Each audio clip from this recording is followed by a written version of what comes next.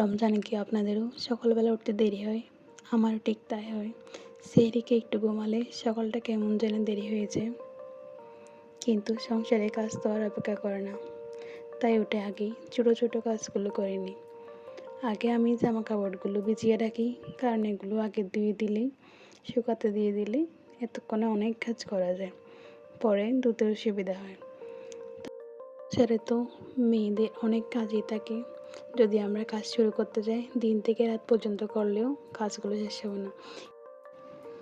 সংসারে কাজ কখনো শেষ হয় না। সকাল থেকে রাত কাজ আর কাজ, তবুও এই কাজগুলোর মাঝে আমাদের দিন কেটে যায়। কখনো ক্লান্ত লাগে, তবুও থামা যায় না। সংসার মানে দায়িত্বের আরেক নাম। ছোট ছোট কাজ গুছিয়ে বড় একটা দিন পার হয় আমাদের মেয়েদের। কেউ না দেখলেও, কেউ না বুঝলে কাজগুলো করতেই হয়। নিজের মানুষের জন্যই সব পরিশ্রম। একটু গুছিয়ে কাজ করলে সহজ হয়ে যায়। এভাবেই প্রতিদিন সংসারে গল্প চলে মেয়েদের জীবনে। তাই আমি চেষ্টা করি, কাজ যতই থাকুক না কেন, একটু ট্রিকগুলো ফলো করে কাজ করলে হয়তো আরও সহজ হয়ে যাবে। এই জন্য আপনাদেরও জানাতে চাই এই বিষয়গুলো। আশা করি সবাই আমার সাথে থাকবেন। চলেন শুরু করি।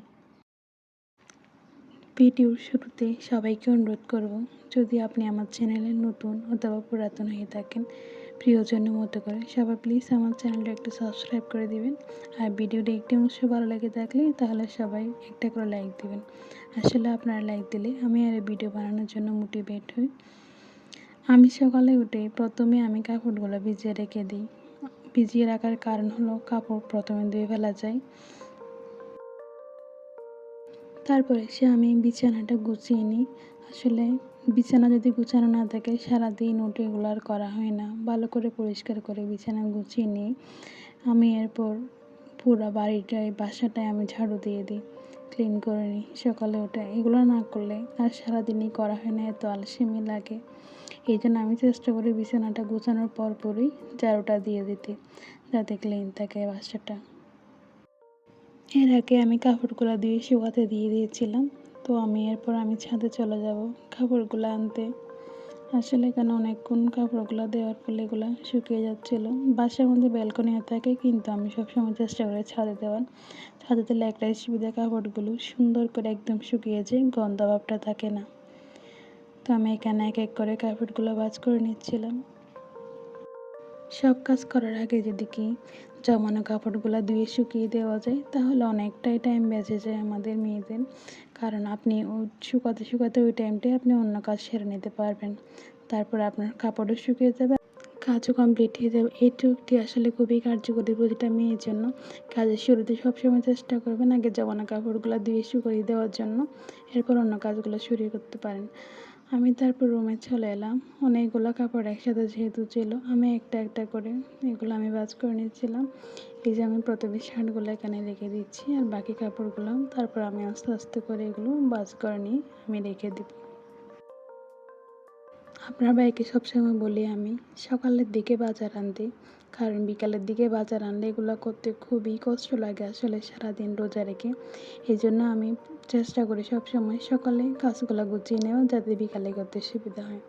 দেখেন এখানে অনেকগুলো মাছ আনছিল, এর মধ্যে ইলিশ মাছ হচ্ছিলো। ইলিশ মাছগুলো একদমই পরিষ্কার করে আনেনি।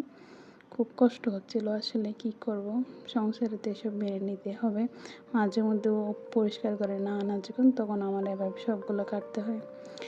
ছাইগুলো আমি এনেছিলাম গ্রামের বাড়ি থেকে, খুবই কাজে লাগে আসলে। ছাই ছাড়া আমি মাছ একদমই পরিষ্কার করতে পারি না। মাছগুলো আমি এখানে পরিষ্কার করে নেব।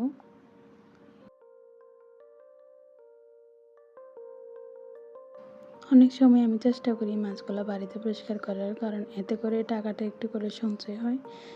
তো এই জন্য আমি বাসায় করার চেষ্টা করি, যেহেতু অন্য কাজ করি না, তাই আমি বাসায় করার চেষ্টা করি। অনেক সময় মাছগুলো এবার পরিষ্কার করে নেব।